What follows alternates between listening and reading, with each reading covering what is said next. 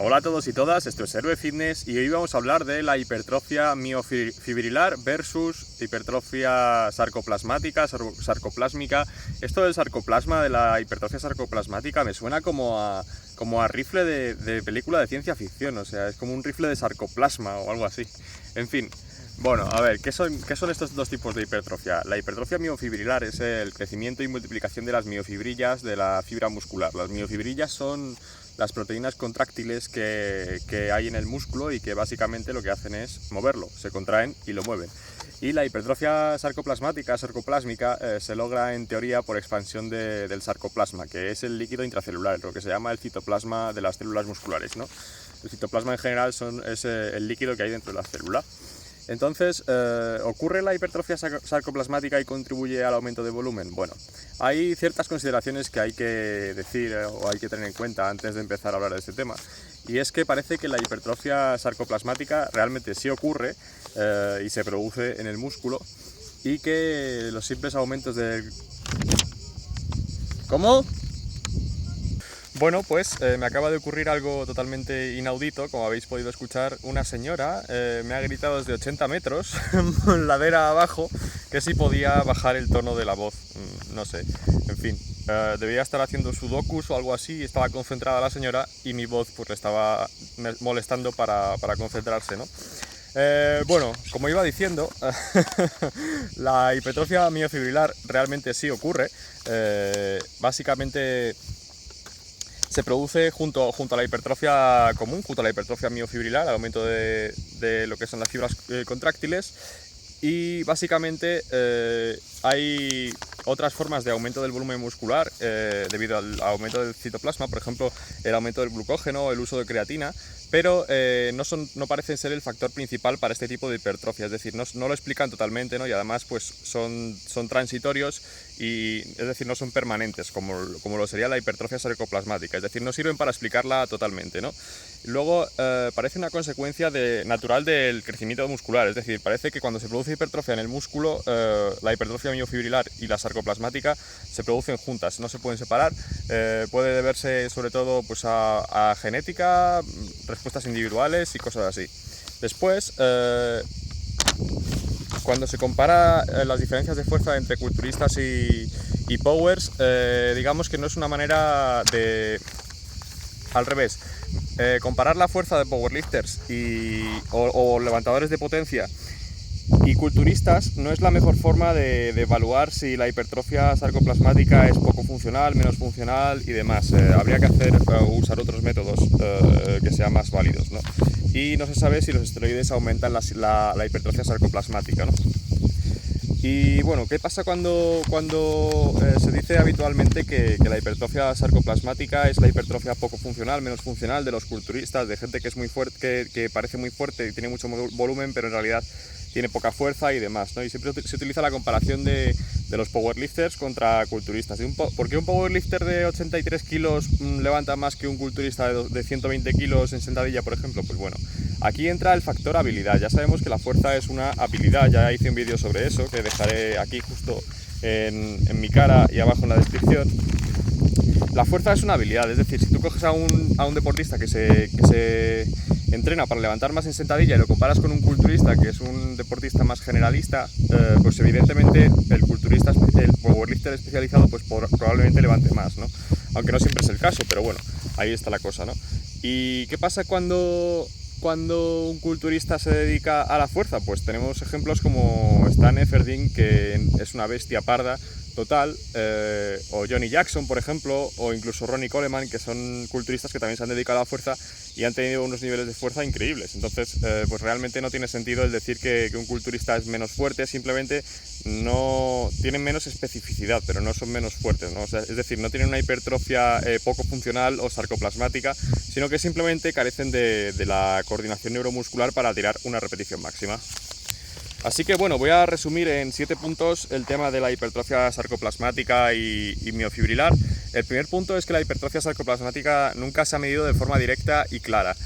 Hay varios estudios que muestran cierto aumento de digamos, el citoplasma, del aumento de líquido intracelular, pero siempre dentro de un escenario de hipertrofia general. Es decir, nunca se ha logrado aislar y producir solamente la hipertrofia sarcoplasmática o sarcoplásmica, sino que siempre van de la mano una y otra, la miofibrilar y la sarcoplasmática, ¿no?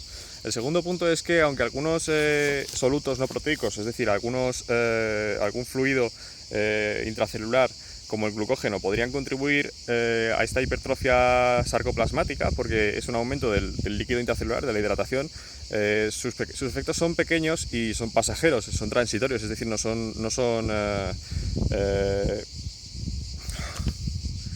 persistentes, ¿no? O crónicos, como se quiera llamar. Y básicamente, pues la causa más probable es que de este aumento de agua intracelular del sarcoplasma, pues es que evidentemente la hipertrofia sarcoplasmática evidentemente sí existe, y es un incremento de la proteína sarcoplasmática en relación o en proporción a la proteína miofibrilar, ¿no? Es decir, un aumento de una respecto a la otra. El tercer punto es que sabemos que síntesis de proteína y proteólisis a nivel de sarcoplasma no están directamente ligados a síntesis y proteólisis de proteínas miofibrilares, ¿no?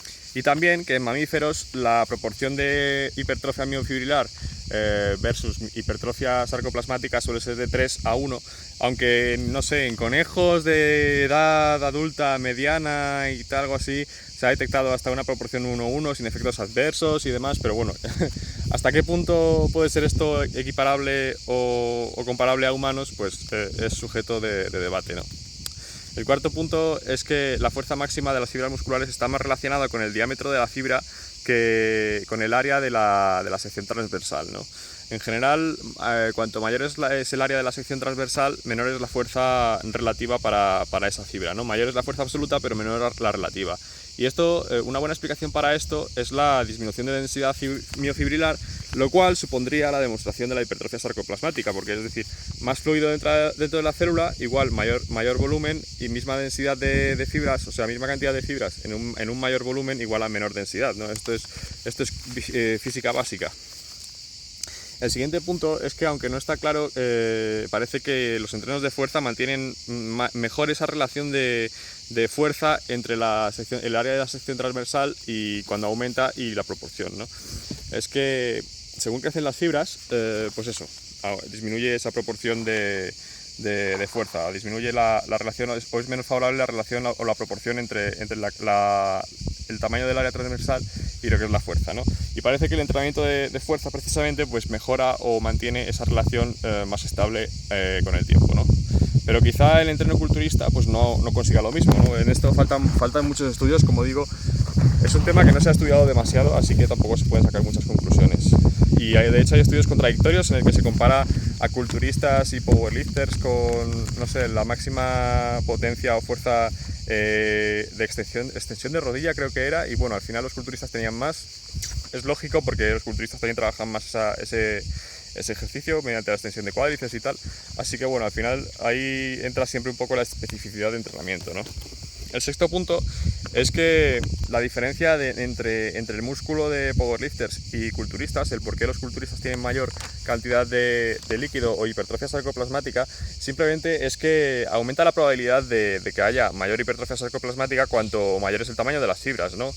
Cuando las fibras crecen, la densidad de capilares respecto al área de la fibra disminuye, y también disminuye la densidad mitocondrial. ¿La mitocondria qué es? La mitocondria es el orgánulo de la célula que se encarga de la respiración, ¿no? Es decir, es un proceso aeróbico.